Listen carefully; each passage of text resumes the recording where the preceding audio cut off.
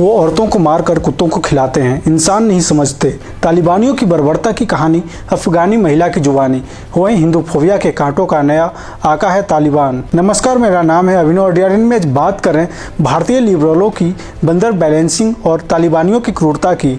अफगानिस्तान में तालिबान के घुसने के बाद कई लोगों के पुराने जख्म हरे हो गए हैं।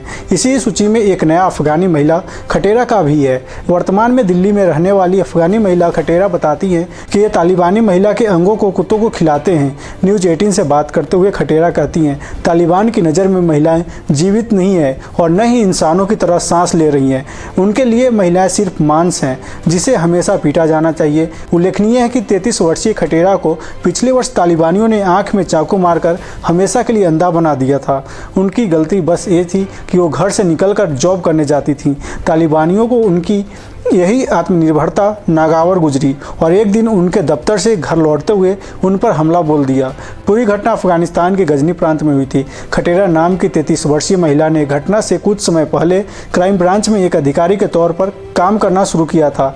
एक दिन पुलिस थाने में काम पूरा करके वह घर लौट रही थी, तभी तालिबानियों ने उन्हें पकड़ा और उन पर गोली चला दी। इसके बाद उनकी आंखों में चाकू घोंपे गए। जब महिला को होश आया तो वह अस्पताल में थी। उन्होंने होश आने पर डॉक्टरों से पूछा कि आखिर वह देख क्यों नहीं पा रही। इस पर डॉक्टर्स का जवाब था कि आंख में चोट लगने के कारण बैंडेज लगी हुई है, इसलिए वह देखने में असमर्थ है। हालांकि खटेरा को एहसास हो चुका था कि उनकी आंखें निकाल ली गई हैं। खटेरा ने अपने साथ हुई बर्बरता के लिए तालिबानियों के साथ उनके पिता को जिम्मेदार बताया था। उनका कहना था कि उनके पिता ने ही तालिबानियों को उनकी आईडी कार्ड की कॉपी दी थी ताकि यह साबित कर सकें कि वो पुलिस में काम करती है। जिस दिन हमला हुआ उस दिन भी महिला के पिता उसे लगातार कॉल कर रहे थे और उससे उसकी लोकेशन पता कर रहे थे। गजनी पुलिस ने भी यह माना था कि इस हमले के पीछे तालिबानियों का ही हाथ था। उन्होंने खटेरा के पिता को कस्टडी में भी लिया। हालांकि तालिबान प्रवक्ता ने कहा कि उनके समूह को पूरे मामले का पता था, लेकिन उनका इसमें कोई हाथ नहीं है क्योंकि यह पारिवारिक मामला था। पीड़िता खटेरा कहती हैं, तालिबान पहले हमें यानी महिलाओं को प्रताड़ित करते हैं और फिर सजा के नमूने के रूप में दिखाने के लिए हमारे शरीर के साथ बर्बरता करते हैं। कभी कभी हमारे शरीरों को कुत्तों को खिलाया जाता है। मैं भाग्यशाली थी कि मैं इससे बच गई। अफगानिस्तान में तालिबान के अधीन रहना पड़ता है। कल्पना करना मुश्किल है कि वहाँ महिलाओं, बच्चों और अल्पसंख्यकों पर क्या क्या अत्याचार हुए हैं। पीड़ित महिला चिंता जताती हैं कि उनके साथ ये सब उस दौरान हुआ था जब देश में पुलिस काम करती थी। अब तालिबानियों का राज है और उनके बच्चे गजनी में हैं। एम्बेसियों ने वीज़ा देना बंद कर दिए हैं। खटेरा को डर है कि उनके पिता उनके बच्चों को हथियार उठवाने पर मजबूर करके उनकी ज़िंदगी तबाह कर देंगे। लेकिन आपको बता दें कि अफगानिस्तान पर तालिबान का कब्जा कोई खास आश्चर्य लेकर नहीं आया। पिछले कई महीनों में जो वातावरण तैयार हुआ था उसे लगभग तय लग रहा था कि देर सवेर यही होना है। अफगानिस्तान के भीतर और बाहर कुछ लोगों को शायद यह आशा थी कि राष्ट्रपति अशरफ गनी की सेना तालिबान का मुकाबला करेगी, पर वह नहीं हुआ। गनी के भागते ही सेना ने हथियार डाल दिए।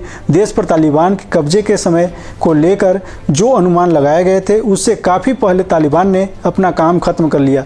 मानवता पर आई नई त्रासदी से दुखी लोग इस तरह से चिंता प्रकट कर रहे हैं मानो 3 दिन पहले तक अफगानिस्तान में बड़ा मजबूत लोकतंत्र था। उपराष्ट्रपति साले अभी तक अपने बयानों की सहायता से लड़ रहे हैं, पर यह तय है कि बयानों से लड़ाई नहीं लड़ी जा सकेगी। साले ललकार कर जिन्हें नींद से जगाना चाहते हैं वे पहले ही जाग रहे हैं। लेकिन इन सब से अलग अब भारत की स्थिति आपको बताते हैं।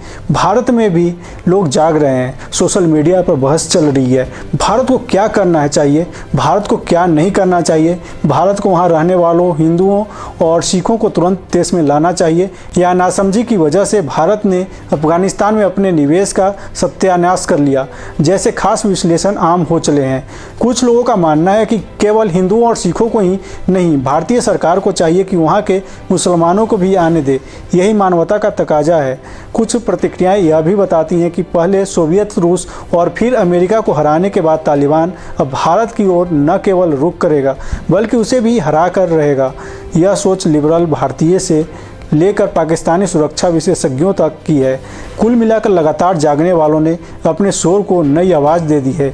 यह बात अलग है कि इस्लाम के एक धड़े ने दूसरे की जगह ली है। वैसे भारतीय लिबरल अभी भी सो रहे हैं। इनकी नींद में खलल बस उस दबाव की वजह से है जिसमें इन्हें तालिबान के खिलाफ कुछ बोलना ही है। यह समय इनके लिए बड़ा कठिन होता दिख रहा है। ऐसे कठिन समय में तालिबान या इस्लामिक आतंकवाद की आलोचना गले से निकाले भी तो कैसे। उलाहना से पैदा होने वाला दबाव बढ़ता है तो इन्हें आतंकवाद की आलोचना भी करनी पड़ती है। पर तालिबान की इस आलोचना की शुरुआत ये आरएसएस की आलोचना से करते हैं।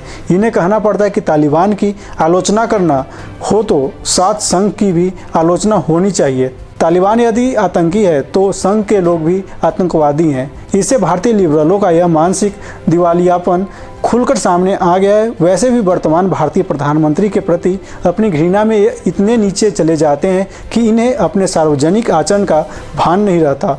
इस्लामिक आतंकवाद के समर्थन और उसके कुकृत्यों पर चूना पोतने के अपने पुराने एजेंडे पर काम करते समय इन्हें मानवता पर आई किसी त्रासदी या इनकी अपनी नैतिकता में लगातार हो रही गिरावट से जरा भी समस्या नहीं है। यह ऐसी स्थिति है जिसमें हम कभी इनसे सार्वजनिक तौर पर भी नैतिकता की आशा नहीं कर सकते। इन भारतीय लिबरल का आचरण इस बात को बल देता है कि आज इस्लामिक आतंकवाद के साथ वैचारिक कंधा मिलाकर खड़ा होने में जिन्हें शर्म नहीं, वे भविष्य में सामने कंधा देने के लिए खड़े हो जाएं तो आश्चर्य न होगा। इसी तरह हमसे जुड़े रहिए और देखते रहिए D3 का स्पेशल प्रोग्राम DRN।